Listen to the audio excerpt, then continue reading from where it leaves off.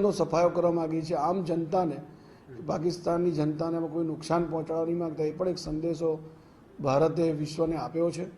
યુદ્ધ નથી ઈચ્છતા એ પણ એક સંદેશ આપ્યું છે. અને એવા સમયમાં આવા અનેક પ્રકારના એક સોશિયલ મીડિયાની અંદર વાયરલ થયેલા મેસેજ એ અલગ અલગ જગ્યાએ ચાલી જ રહ્યા છે. માત્ર કોર્પોરેટરશ્રીની પણ અનેક લોકોએ આ મેસેજને વાયરલ કર્યો છે. અને આપ જાણીએ છીએ કે કેટલાક રમૂજી પણ આવા મેસેજીસ આવા સમયમાં ચાલતા હોય છે જે વાતાવરણ હળવું બનાવતા હોય છે.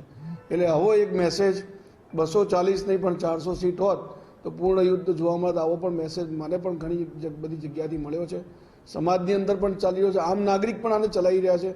મેં પેપરોમાં પણ વાંચ્યો છે, સોશિયલ મીડિયાનો આવો એક મુદ્દો ચાલી રહ્યો છે. એટલે કોઈ એવો ગંભીર મુદ્દો લઈને આ ચાલવાવાળો વિષય નથી, પરંતુ હા એટલું ચોક્કસ છે કે 240 કરતાં 400 સીટ હોત તો કેટલાક નિર્ણાયક મુદ્દાઓ પર જે સરકારે કામ કરવું હતું એ ચોક્કસ કરી શક્યા હોત.